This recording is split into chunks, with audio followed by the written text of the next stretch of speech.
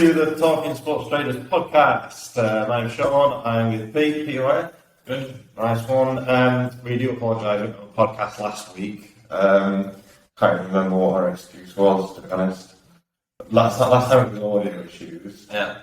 I think maybe we just couldn't get, we couldn't schedule it. I think work just, we had a lot of sports going on last week. Busy. Just quite busy at work and stuff, so we do apologise. We did say we'd try and be a little bit consistent, didn't we? And I think we've lacked a little bit, but we are still tweeting and doing all our tips and stuff. So we are consistent on that side. But now we're going to try and at least let's try at least our best for like a month. Let's try and get like a podcast every week for a month. What do you reckon? Should be easy enough. Yeah, right. We promised. We said it here for the second time now. We've had quite a lot of sports happen, really, over the last week. Yeah, last week was a busy one. Yeah, it's a busy one. And with this podcast, we just thought that basically we could sort of recap a little bit on everything that's happened. We've had quite a lot of interesting tips that we put up, some winners and losers, which we'll also recap. And then we've also got quite a bit of sports coming up as well, haven't we? Which we also want to sort of talk about too. So I think the best place to start, probably the Masters, I imagine, probably one of the biggest things that happened. Yep. I was watching that all weekend. Yeah. After obviously Sheffield won again. I think it's 4 in a row. Almost 4 in a row. It's crazy, isn't it? Yeah, it's some rapid form. But we had 2 winning tips. We did. What were our tips? We had Smith and Connors. Yeah. This way they played each way. Smith was in both in the top 6. Smith actually was in with a chance after the second hole on Sunday. I thought, here we go. Yeah. He'd made a few shots up, but then he just bottled it. Yeah. He's still played. Yeah, really humble guy. Yeah. A bit of a strange looking sort of man. Well, he's only our age. Yeah. Yeah, a bit eccentric with the mullet. Yeah, and the moustache a little bit. I think it suits him now. When he first started growing it was horrible. I think it happens a lot with golfers though. When you see them the first time and they change their appearance, it looks strange. But he's always sort of been like that a little bit. You look at what's his name, Beef. He's got that natural sort of beardy look, hasn't he? Yeah. I think the mullet as well is one of those haircuts where it has that phase where like you've got to either commit or like get rid of it, where it looks terrible for a few months. Quite an Australian thing as well. I think it's quite popular in some parts. Trying to bring it back. That's it. Maybe that's it. Maybe we should go. It might take me a while. Regarding the tournament as a whole, how do you think it went? Do you reckon it was competitive enough? Do you reckon he had a sort of, I'm trying to think of the word, sort of like a big enough competition with the rest of the players in there, or do you reckon it was pretty much a walk in the park? I think he had one on Friday night, really. But it's always exciting watching the Masters. Just say, for example, with me, I took the early price on Connors each way. So I only got 6 places compared to some of the firms that were offering 11 places and that.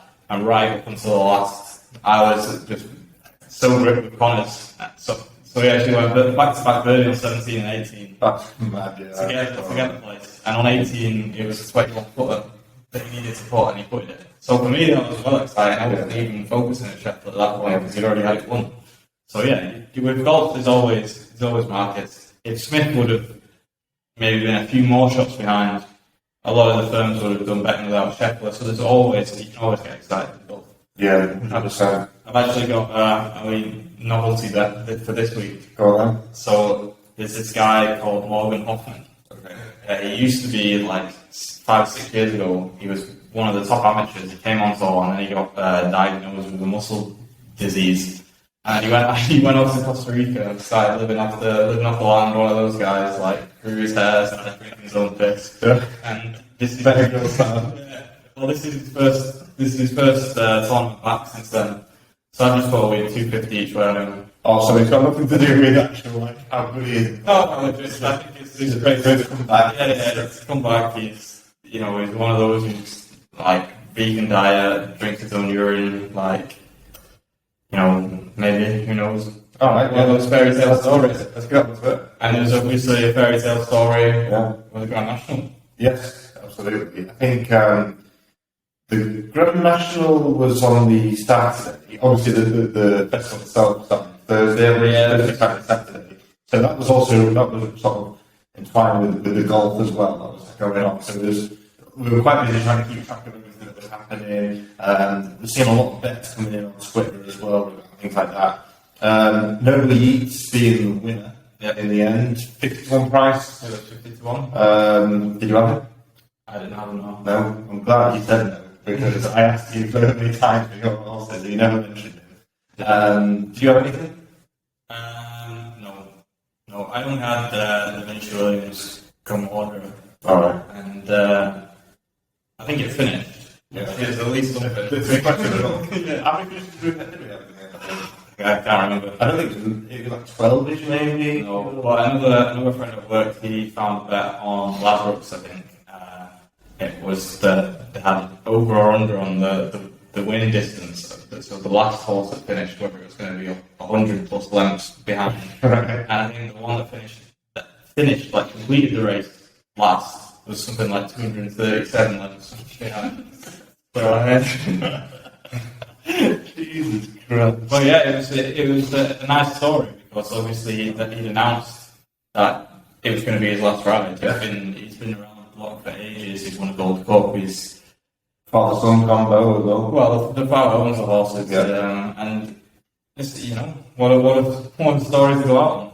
If you had said that this horse will be his last race today, whatever, he goes and wins, do you stick by your word? Oh, you want it. If you Do you think there's a chance he could win it again, or are we just saying that this is quite not a fluke, but a sort of a real one-time moment, a special? No, the horse is a one time. I mean, he could win another. He could have, but he won't win it on the same horse. No. I'm talking about the horse. The horse one. I mean, he could have. But if you're thinking about it, it is a big commitment in life to be a jockey. Oh, I mean, the diet they live, and if you're ready for retirement, you're ready for retirement. Yeah, I saw a short documentary series thing. I think it's actually on YouTube, so you can go check that out. I believe it was down Jacob. Yeah, it was. I think I've seen that. He's travelling up and down the country. There was one where he had to get the ferry over to Ireland because he was booked on one ride, and the horse pulled out. So he wasted an entire day of travelling. And even if he hadn't gone to that race, there wasn't no guarantee that horse would win either. I mean, obviously, if you're going to go all the way to Ireland to have a race for one race, then you've got probably a good inkling that the horse has got a really good chance of winning. But for it to just then pull out, it's a whole day of not earning any money, basically. Yeah, and now with the COVID restrictions as well, a lot of jockeys used to be able to go to 2 meetings a day. So you'd go the afternoon meeting at Kempton, and then there was an evening meeting at Linfield. You do both, and you maybe got 10 rides. They might have no chance for you still picking up enough money. But now with COVID, you can only do one. Yeah. You can only do one, and there's some crazy stories. I remember one of my favourite jockeys when I first started following horse racing was the guy called Jason Maguire. Yeah. And he ended up having to retire because of injuries. But towards the end of his career, he was travelling to the races in ambulances so that he could lie flat because his back was that bad. Wow. It's crazy the sacrifices they make. Wow. No, it is. It's ridiculous, and that's where you've got, especially races like the Grand National as well. I mean, we saw the likes, again, for those who aren't particularly know horse racing that well, the Grand National is arguably the most popular race. It's a jumps race. How many hurdles altogether? I think it's 30. 30 something, yeah, something like that. And we're talking big. It's the big huge. One in particular, the chair that lost a couple this year. The chair's the biggest. But also with the Grand National, it's quite unique in the fact that they have a couple on natural bend as well. Yeah. Most other courses, you're running in a straight line. And there's the point even jump as well. There's one where it comes into the corner. Exactly. Can't turn in the elbow. And interestingly, with Point Avon, it's actually, do you know why it's called? I think I actually do. Yeah. Do you want to explain it, or do you want me to guess? I think I know what it is. There was a race, I don't know the year, it was a Grand National race, and Point Avon was a horse in the race. huge outsider. I think 100 to 1 maybe. Was probably towards the back of the pack when it got to this particular jump, and there was just a huge pile up, if I'm not mistaken, where like literally 20 horses sort of either stopped or ran into each other or went over the hedge and fell. And throughout all the chaos, this one horse just sort of popped himself over and ended up running on to win the race, and that was Foynaven, and they named that after him, didn't they? That's correct. Yeah. Good knowledge. Thank you. The only reason I know that actually is because I was having a discussion with my friends in the group chat. We were talking about past winners and talking about like the highest odds winner of a Grand National, and Foynaven came up, and I remember sort of like YouTubing it to see if I could see the race, and it was huge. Venetia Williams at 100 to 1 as well. Yeah, that was fairly recent. Yeah, recently enough. And I was there in 2013 when Aurora Zonco won. It ended up at 66 to 1, but I think it was 100 to 1 at some point. Yeah. No, they do get back to a lot by the time they come to the race. I was going to say, there was also the year where they cancelled the Grand National because this was before they had a proper system. I think a lot of people who don't follow horse racing, they think that the horses start in I don't know, what do you call it, the gates. But they'll start in the gates, and the gates will open, they'll fire out. But with the Grand National, there's sometimes like 40 horses, so there's not enough room for them. So what they do is they slow trot, and there's the wire will snap off, and then they'll fly out. I think it was 93, maybe, I might be wrong, I can't remember. Yeah. Something happened, it was definitely 90s, where there was a false start, a couple of horses started too early, and the guy was waving the flag to say stop, and they didn't see it. And the horses went on to finish the race, and I can't even remember the horse.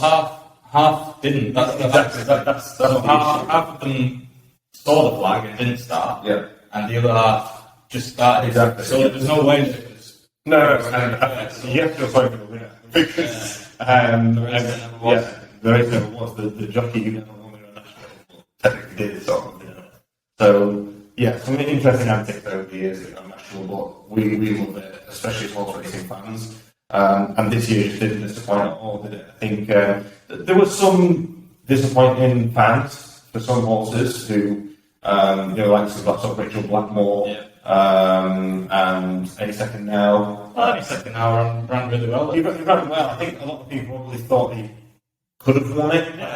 He'll be top weight for next year and he'll go again. I think if you were with the actions of Any Second, you'd be happy. No, 100%. I think there's some horses that definitely exceed expectations. I thought Santini. Yeah, Santini very low. They're very well. Placed in the Gold Cup and a Grand National. Yeah, I'm pretty sure someone asked me what I thought about Santini. I'm pretty sure I said no. So just goes how much some people thought horse racing know about how the Grand National can go. But yeah, great Grand National, thoroughly enjoyed it, and also enjoyed the Masters, which happened over the weekend too. There was another huge sporting event as well on the Sunday. Your team, the Mighty Blues, Man City, they were playing Liverpool. I'm going to go as far to say it was the best game of football I've watched this year and last year. Yeah, it was so far. It was end to end. There wasn't a moment in the game where I thought this team's definitely going to win. As a City fan, are you disappointed? Well, you would say it's out of Liverpool's hands now, so that's a positive to say. At the end of the first half, I thought we were on top, and then obviously at the start of the second half, the game's level again straight away, and the draw was probably the fair result in the end. Just mad watching it. I mean, Edison almost gave me a heart attack. Yeah, well, I think when people say that keepers are a different breed of sportsman, like you have to.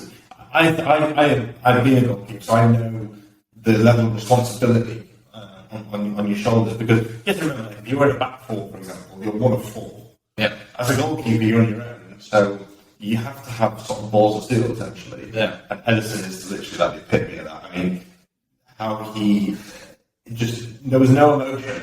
No, it's just ridiculous. The guy. No emotion. The mental state of him is bonkers. Absolutely. Nothing gets to him. I saw on Twitter, if you're the Brazil manager coming into the World Cup, this year, who do you play in there? It's a tough one. I mean, obviously, I pick Edison because I'm a sitcom, but Yeah. like, it's literally 50-50. Two of the best goalkeepers in the world. It doesn't really matter who you pick. It's not gonna make the team worse. Yeah. Like, it's not gonna make the team better. It's not gonna make the team worse. It's just From a neutral point of view, I think that Alisson's been a better goalkeeper in terms of saving shots in important moments for the Liverpool season. Mm-hmm. But I think when we talk about just being calm and trusting your goalkeeper, and let's not forget, I think Edison actually holds a world record for like the longest goal kick or something ridiculous like that. It's a really difficult decision, but it's a nice decision to have. It's better than picking over two rubbish keepers. for sure. And it might come down to like I say, it doesn't make the team worse whichever you pick, so it's not that big of a deal. But the Brazil manager might, for example, they might get to the knockout rounds and he might think, well, this guy has a better penalty saving record. Yeah. I actually don't know who else the better one out of the two. Yeah, I'm not sure either. I don't think there've been many. But it could be something just as small as that. Like if, for example, Alisson has a better penalty saving record, then it probably makes sense to... Yeah, I think in the, like you say, like the group stages, it might not make much difference when you then reach the knockouts, where quarter-semis and stuff like that, where, a draw takes you to penalties, you are wanting to pick a keeper who's obviously got a better record. Chelsea have proven in the past that that's not always the case. Well, I think it's kept it even have a great record. No, it wasn't even that good. And the strangest thing about that game as well, I think for those who don't know what we're talking about, this was Chelsea against Liverpool in the final of the Carabao Cup. But he's also got history against City as well. Yeah, exactly. I was at that game, I think, in 2019. Yeah. So when Sarri was in charge, who was in net originally? No, so Kepa was in goal, and then Caballero on the bench. Who does have a good record. And Williams a fantastic penalty saver, and it looked like Kepa had sort of injured himself a little bit. Yeah. Sarri's saying, make the change, and he's like, no, I don't want to come off, and refuses. They lose that penalty shootout. Yeah. He didn't make a save. He didn't make a single save. Fast forward to this year's final in the Cup, Carabao Cup. Let's not forget as well. Then he'd just come back from the African Cup of Nations and actually won a penalty shootout in the final and made a save. Mm-hmm. And he was starting that game, didn't quite finish the early game because Tuchel took him off. Yeah. But kept on. Not only did he not save any penalties, but then he scattered it over. Yeah, I mean, we're off track a little bit, but it's just crazy, to think in terms of how things can change. Yeah. Okay, we're off track a little bit. It was good to reminisce. Upcoming sports. I think we will touch on sort of like Champions League and other sports as well. What we do want to mention quickly is that this weekend is the semi-final in Scotland of Celtic Rangers. Yeah. I've done a little bit of research on this. This is quite a large game for those of you who don't follow Scottish football. As it stands, Celtic are top of the league, 6 points clear from Rangers. I think Hearts sit at third and they're nowhere near. So, as always, the Scottish League's always been second and first between Celtic Rangers. I think it's the two split last weekend. I think this was the top six now. Yeah, so whether they're going to break them up into six, but that's how the league stands at the minute. This is the semi-final of the Scottish Cup. So in one leg you've got Hearts and Hibs, Hibernians, and you've got Celtic Rangers down the semi-finals this weekend. It's quite a large game. Last time they actually played each other probably just less than 2 weeks ago in the league. Yeah. Celtic won 2-1. Important standout points from that game was Aaron Ramsey scored for Rangers. His first goal. Yeah, for his first goal. Celtic got 2 back, and to be honest with you, probably should have won by more. Yeah. Celtic have been in unbelievable form recently. They played St Johnstone in the league, who are second bottom. Let's not forget. So my seventh side league during the week probably give them a good game. But they actually beat them 7-0, I think it was, 7-1, something ridiculous like that. When Rangers play St Johnstone, they only won 1-0. Rangers are also playing tonight. Yeah. This is Thursday, by the way. This is the 14th. Second leg against Braga. Yeah, they're probably 1-0 down, I think. Yeah, 1-0 down. I can get no Wiggles. Well, it doesn't matter because it doesn't count anyway. Exactly. Traditionally, I've gone through the lineups of the past, and traditionally, regardless of whether it's the league or the cup, Celtic Rangers have always put out their strongest teams. Does it make a difference to Rangers, do you think? Considering they're playing probably the biggest game of the season is, like, as it stands up today. Well, I think Rangers would prefer to win the Europa League than the Scottish Cup. So there's a chance that they would then go out and play perhaps some players who don't always start against. Possibly. But then again, I think the league's also gone, so you might as well just blitz it. Well, 6 points behind, do you reckon they're gone? I mean, there is a chance still. I think Rangers fans will think there's a chance. Yeah, they'll still think there's a chance, but I can't see Celtic dropping points to anyone else in that top 6. No. I can't even remember who is. I think Livingston made it this year. Yeah. Or maybe Motherwell as well. Like, they're not going to drop points to them. No. For the Scottish Cup, Celtic are huge favourites. I think probably safe to say whoever wins that game will go on to win the cup. Yep. Hearts have had a decent season compared to the last few seasons. Obviously, Aberdeen are usually sort of your third, fourth place. They're sitting quite low in the table this year. They're third bottom. Yeah. I used to go to uni and saw them quite a lot. I saw them once actually at Celtic. I was in the away end. I was with a friend of mine. We were in the Aberdeen end, and Aberdeen won the game. It's actually the cup. It was quite cool. And they won 2-1, I think it was. But I remember Samaras. Oh yeah. Yeah, he scored for Celtic and did a huge knee slide right from the Aberdeen fan side. Just didn't care at all. He played for City as well. They're really good. Yeah, he was, wasn't he? But he was quite good. So, like, as in, he looked like he should never have been a footballer. Oh yeah. But he was always sort of like Gary Lineker, right place, right time type of striker. Yeah, it's just got that sort of vibe about him. It was like cult status in Celtic. Absolutely. Just because he's got like a funky name, he had long hair. Like, it's just one of those, isn't it? Absolutely. Celtic have an interesting team this year. They obviously had huge influence from their manager who's come in, who was managing in the J League, I believe. Yep. Brought in likes of Furuhashi, Hetate. They've got Jakumakis, or whatever he's called, from the striker. He was injured for most of the season at the beginning, but now he's scored. I think he already got like 9 goals. I actually reading that the top 10 goal scorers in the Scottish League, 5 of which come from Celtic and Rangers. So, and the top goal scorer isn't actually from Celtic and Rangers, interestingly. I think well, maybe I'm not 100% sure, but yeah, I just thought it was an interesting statistic. Yeah. I like seeing Joe Hart doing well again as well. He's doing really well. Well, I actually saw an interview with Joe where he was discussing his relationship with Pep Guardiola, how Pep basically came in immediately and told him that he wasn't going to be in the team, and obviously his relationship with the Nuno Spurs. Yeah. And it was strange because Nuno's actually a goalkeeper, and he sort of said to Joe Hart, like, listen, you're not going to play, like, it's just not going to happen. And he was like, well, like, can you tell me why? And he was like, you're too old.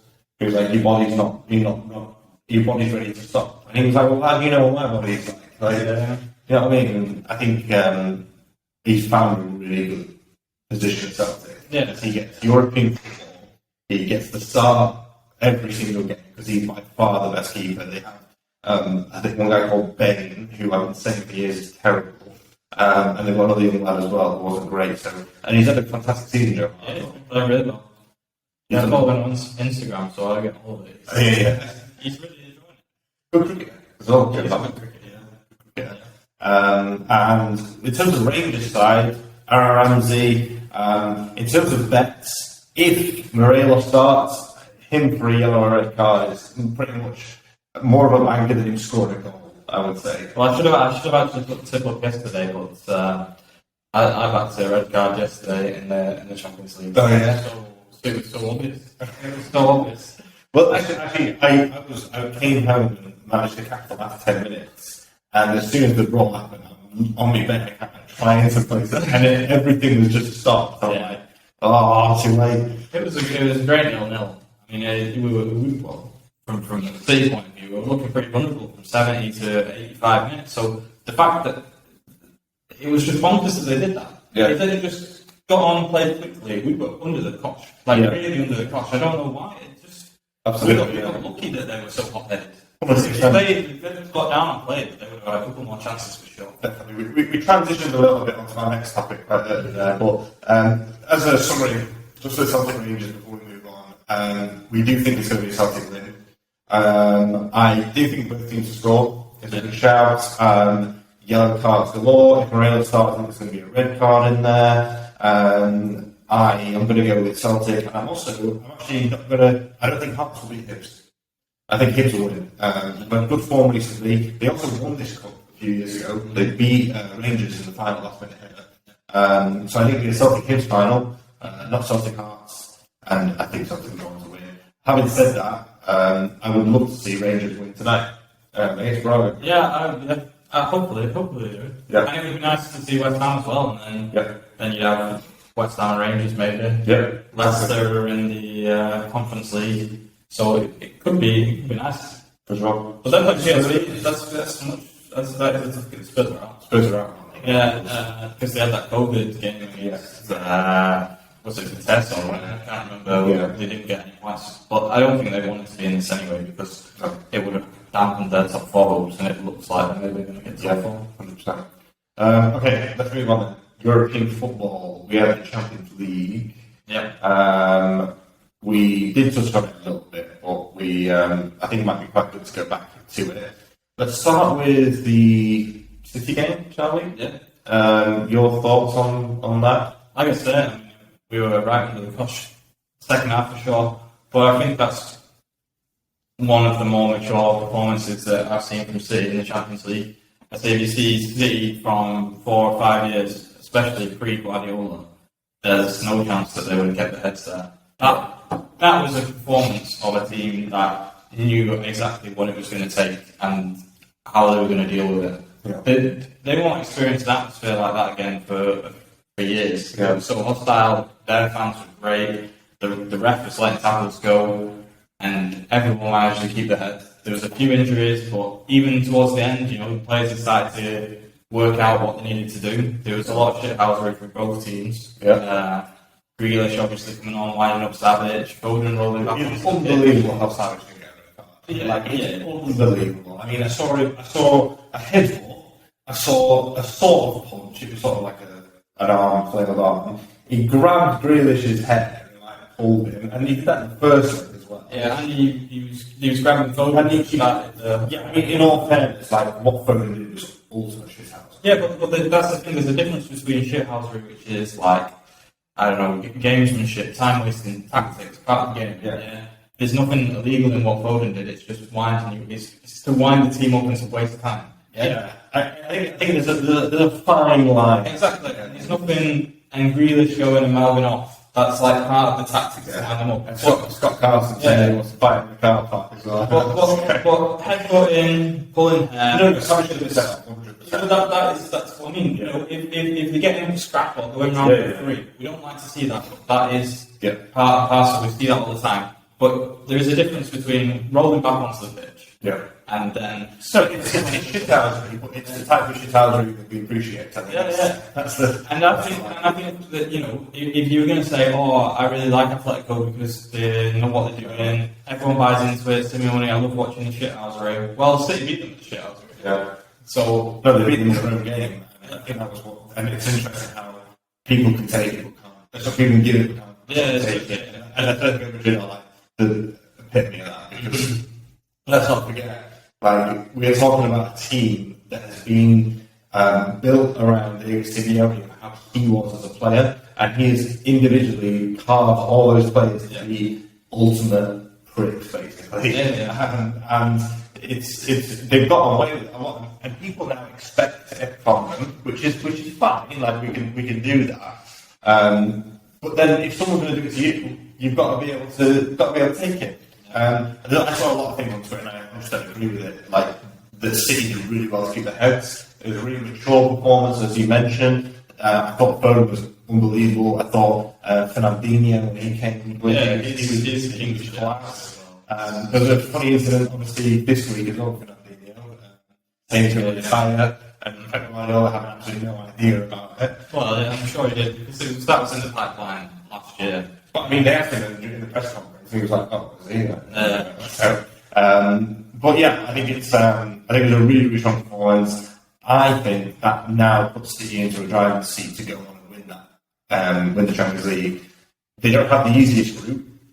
No, but It's nice to avoid Liverpool. Exactly. Which moves us on nicely to the Liverpool game. Finished 3-3 in the second leg, which made it 6-3 overall, was it? Or no, 6-4. 6-4 overall, of course. I think it's good first leg.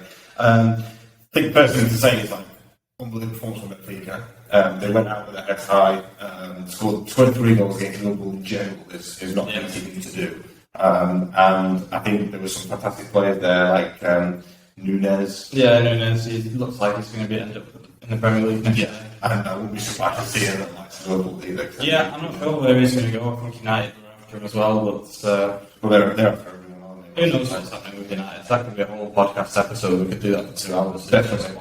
100%. Liverpool guaranteed spot in the final now, or are we being too mean on Villarreal?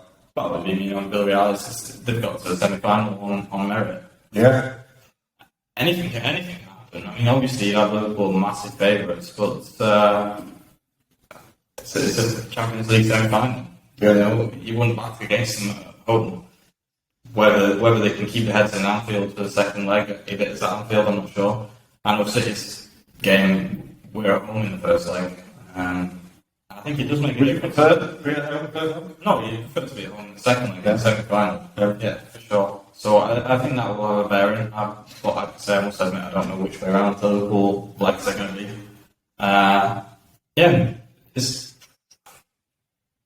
They won the Europa League last year. They know how to win. You just don't know. I think that it's pretty much confirmed that Liverpool will be in the final. I can't see the Real beating them. I honestly thought that they might be in the turn over the first leg. After watching their first leg performance, I went to that second leg thinking they could draw this game. Mm-hmm. I genuinely thought they've got a really good chance of drawing this game. Finally, didn't play well at all, lost their heads. Villarreal are now in the semi-finals and will play Liverpool. The other team being Real Madrid, Chelsea. Again, we talk about games of the year and stuff. I think again those 2 games are up there. That was a crazy game. Yeah. I didn't want Chelsea. I would have preferred to play Madrid, so that was nice. And it looked like Chelsea were on nose. They could have scored 5. They could have been 5-0, and even when they needed another goal, they had another chance as well to score.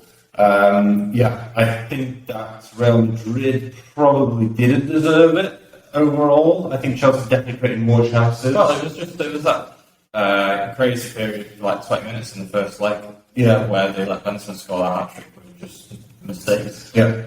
That cost them, basically. Yeah. No, but we've seen that so often in the Champions League. I think because the came out actually the price, I think George did it as well. They were discussing what went wrong, and they just said too many individual mistakes. If you make individual mistakes against the teams like Real Madrid who've got strikers like Benzema, then you're going to be in trouble. It's as simple as that. Yeah. At the moment of that game was the outside the passport from Modric. Oh, he's unbelievable, isn't he? How long can he keep performing at a level like that? I think he's starting to become a little bit too good to the point where you can start, we can maybe start comparing it to the same sort of regions of sort of Scholes, Gerrard, Lampard areas. Yeah, it's down Pirlo, I think.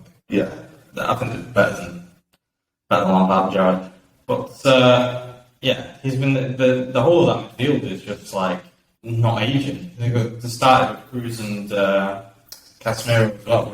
They just keep plodding along, and Benzema's so old as well. I don't know if you'd maybe be worried as a Madrid fan that it's what happened have to replace those four. What happens if these 3 just get right? Let's all retire at the same time. Yeah, because Benzema's old as well. So you've got those 4 that are so the same. Well, there's obviously the Mbappe which would be a pretty decent replacement. Yeah. But that midfield needs to be fixed at some point. Yeah. But I mean, if it wins them another Champions League this year, then that's fair play to them. Their chances of getting to the final, do you think they have an opportunity to beat City, or do you think it's going to be a... No, I'm quite confident. I think we've played Madrid a few times now, and we seem to have their number now. They knocked us out in the semi-final a few years back when we were still under Pellegrini, but that was our first semi-final when we were a bit of stage fright. It's weird. I don't have any worries this time around. League or Champions League? What do you want? We can win both. Well, you can't. It's been one. Well, the Champions League then, I guess. Because you haven't won it. Yeah. Fair enough. The second question I had as well, actually. If we get a City-Liverpool final, does that then, in your mind, just confirm that English football is the best in Europe at the moment in terms of the quality we're producing? Well, I think it's unfair on a lot of other clubs when people say, "Oh, English football is the best." I think Liverpool and City are the best two teams. In the world right now. Yeah, in the world. I think that is the fact.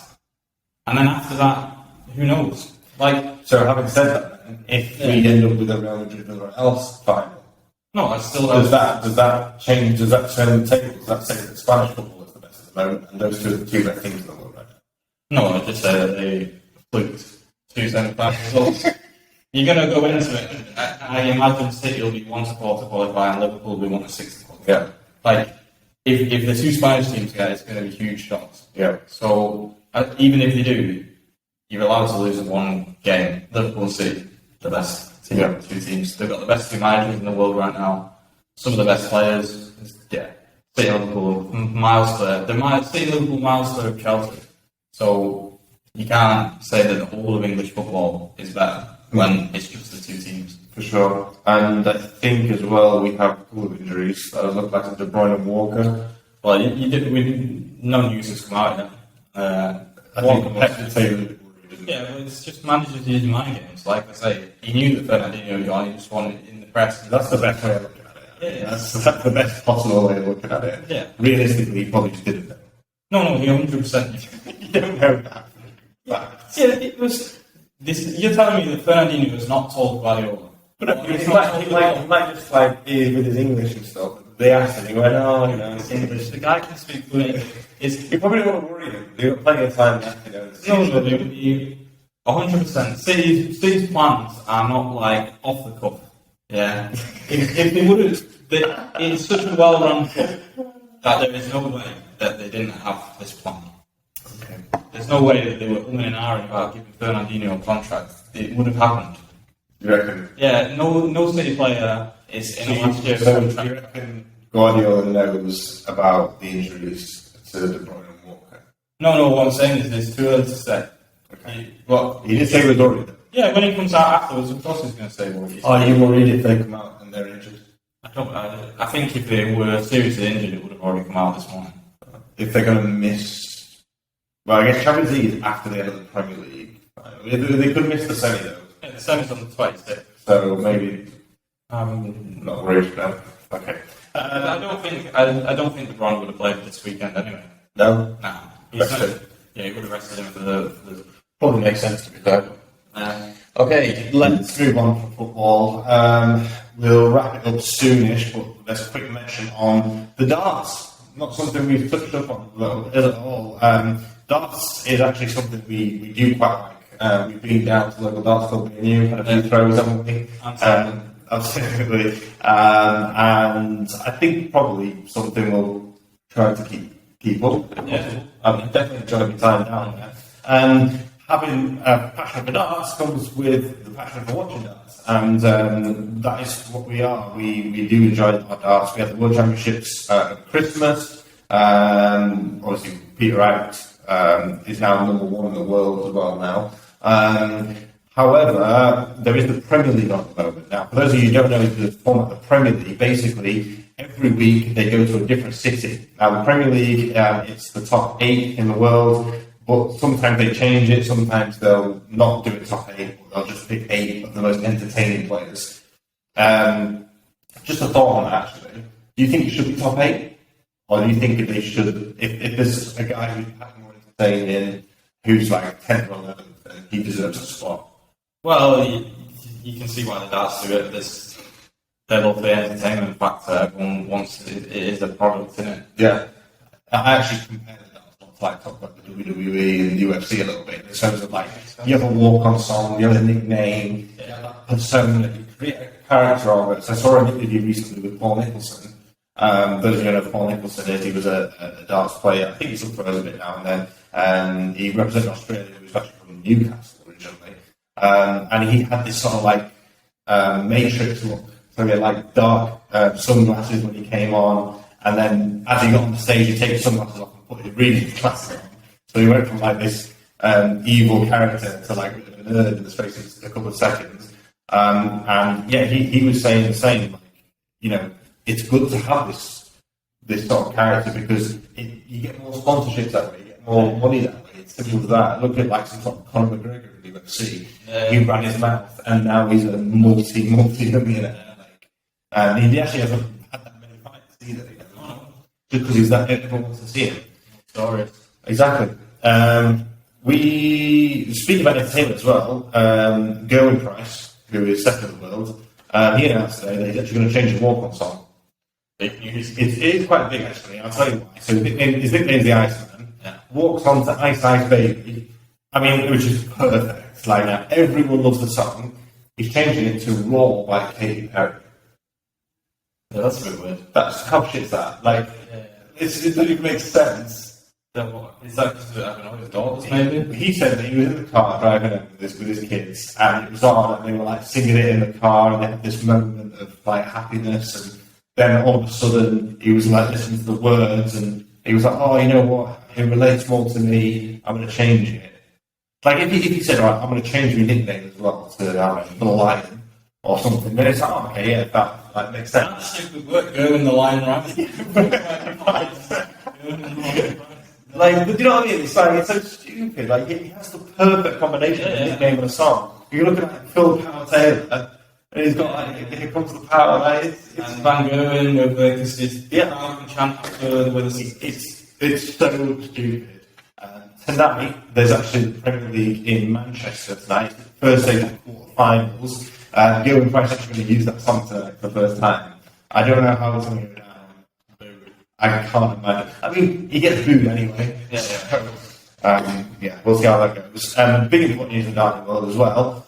Bo Greaves, I don't know how you pronounce her last name. She has just become the new world champion for in darts in the female category. She's the youngest ever. She's 18. She's from Doncaster, so from near my ends.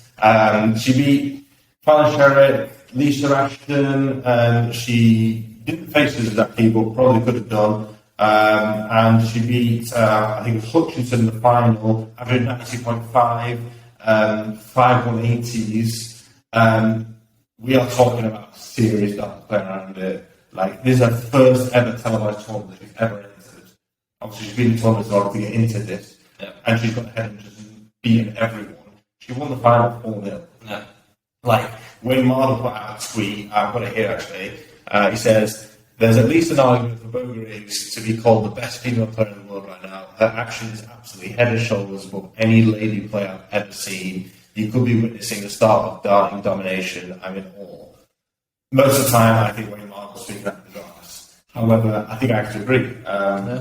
You can't win a world champs at the age of 18 and not be classed as the number one in the world. Yeah, no, that's a very impressive she's to achieve. She's unbelievable. Tonight's fixtures, we have Peter Wright versus Gerwin Price. Wright currently third in the table. If he wins, that takes him 1 point behind the top spot, leading into the next round, which will be really interesting. And Gerwin Price will be wanting to win this game big time, especially Peter Wright's just taking his number one spot in the world as well. Yeah. And they want to, make a good start with the new walk-on song. Exactly. He's going to be roaring. One out of one. He'll be roaring. Anderson, Wade's fourth. Anderson's dead bottom. I mean, he had a bit of a bad back at one point, so perhaps there's a little bit of an injury excuse there. But I can't see Anderson winning. He's had a really bad season. Hopefully we'll be back stronger. But Jade Wade for me, they're all the way there. We will put these on the Twitter tonight. Maybe give people a couple of tips. Van Gogh and Johnny Clayton second. He's had an unbelievable year, and he's won a couple of comps already. And I think he could go ahead and beat Van Gogh. Van Gogh is top of the league. He's so good at his doubles, it's not even funny. But sometimes his head does go a little bit, and I think Clayton's got that composure to beat him tonight. Joe Cullen, Michael Smith, everyone's having an amazing year. He probably could have done better in the Premier this year, but he still makes sort of like top four, especially like Michael Smith, who can't hit a double to save his life. Michael Smith's actually my favourite darts player. Always has been ever since Phil Taylor on the bullseye. Unbelievable 180s, really fast throw, I can't hit a double. So, yeah, Joe Club for me, as it stands right now. Bottled a bit in the World Championship. Yeah, and he did it this year, he did it a couple of years ago as well, he was in the final as well. I think it's right. I do believe he'll win the World Champs. Yeah. I do believe, and I can't wait for that day, but I can't see him winning the Premier League anytime soon, that's for sure. Pretty much sums up all the dart and stuff. We had a quick scour through the news a little bit, sporting-wise. We saw cricket, Shrubsall's retiring. Yeah. Think it's the right call? Probably. A lot of the England women's team have had a lot of success, and the second team has really been there's not really been many changes in that team that have taken them right up to the top, won a World Cup, got back to the final in the World Cup. So, yeah, I guess maybe it's time for a refresh. Maybe she's giving the young players an opportunity. Maybe she might be stepping back to more like a coaching role as well. Wouldn't be surprised. That retirement is coming to national level, though, and I believe she'll still be playing club cricket to a certain extent. Again, don't know how long that'll be for. I also saw Hamilton. Obviously, hasn't had his dream start to the F1 season. All things considering, I think they're in a much stronger position than they would have been ever imagined. Well, Russell's helped them out a bit with that, I think it's fair to say. Yeah, I mean, Hamilton got a podium in the first race, and then obviously the second race was a bit of a disaster, and then the Australian one, yeah, Russell and yeah. I think they will be back very soon once they sort this car out. I think they'll be back to winning. I think Russell has a couple of wins in this year. Verstappen and the Red Bulls have had a bit of a sort of torrid time a little bit. And the Ferraris are flying, as you predicted, which is quite annoying. I also predicted that Perez would finish ahead of Russell in the points, and I can still see that. It's early days, but again, that's a bit annoying. If anyone did back it, well done. I talk about Hamilton because he's getting his Brazilian honorary citizenship. Yeah. I was actually reading on Reddit about it this morning. I didn't realise.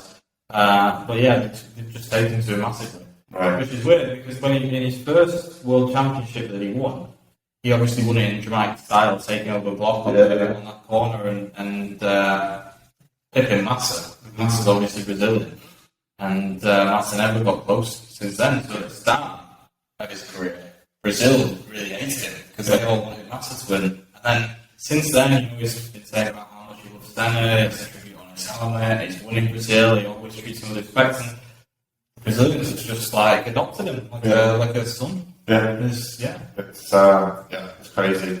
And yeah, I think that pretty much sums everything up really. We tried to cover as much as possible that's happened. As we say, a lot has happened. Even Premier League, I mean, we spoke about City Liverpool, but there are other games happening around it as well. Top four now. Yeah. Spurs are doing all right now, and Arsenal are doing the Spursy. So it's crazy. Do you think Spurs will get it? Yeah, you think Spurs now? Well, they do have to play Liverpool, so. Well, that's true. And then the bottom three, are we saying that's pretty much confirmed, you reckon? Yeah, you'd think, well, Watford and Norwich, yeah. Burnley losing to Norwich was bonkers. Considering they just beat Everton, you know, if they'd have got 2 wins back to back, Everton would have been struggling, but then Everton beat United, and you are as you are. That loss to Burnley means nothing because you've just got that 3 points back again the next weekend. Your prediction? To go down. Yeah, those 3 I think. Burnley losing to Norwich, that's it for them. Yeah. Do you keep Lampard? Do you stay up? Yeah, I think they will. Yeah. Interesting. And obviously Championship as well. Again, that's probably just another podcast. We did a Championship episode, so feel free to go and watch that. And we summed up our predictions for promotion, relegation, and all the other teams as well. How's your Blackpool one looking? Yeah, it's good. I said they needed to win. I didn't think Look, you don't know. You go back and watch it if you want. He tipped Blackpool. I didn't. Right, you said that Blackpool would have an opportunity to get the playoffs. So I say 50-1. If they'd have won if they won 2 games, then that 50-1 would have been like 12-1. But obviously they ended up losing to Forest and Preston. So I actually had them in my act to beat Forest. yeah. I actually thought I thought in my mind, I thought they're going to go there thinking, right, here we go, we've got a chance now. But now it's sort of got a look, doesn't it? Same with Warren. I think we let one slip big time. That's what helps when you have an idiot in goal. So hopefully we sort that out next season. Regarding our next podcast, we haven't really discussed what we're going to talk about. You actually mentioned doing like an episode on United. I think there's a lot to talk about there, isn't there? And I think that might be quite an interesting one. But look, United fans will want to listen to That's true. I think I'm the neutral here, so I'll make sure that we keep it level. There's a lot going on. That's the thing. We have the IPL still going on at the moment as well, and plenty of other horse racing festivals coming up as well. I think we have one there's one that's been in May coming up, if I'm not mistaken. Yeah, that's the Guinness Festival. Yes, so we might even touch on that as well at some point. We honestly have no idea what we're going to be talking about next episode, so we apologise. However, keep an eye on Twitter. We'll put something out. We also do little short videos, don't we?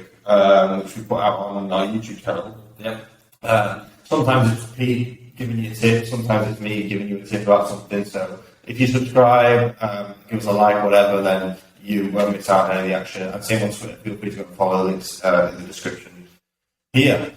Thank you very much. Been a pleasure. Yeah, it's been good. As always. And we will see everyone at next week. We promise next week. Yeah, we'll do it next week. Great. Cheers, guys.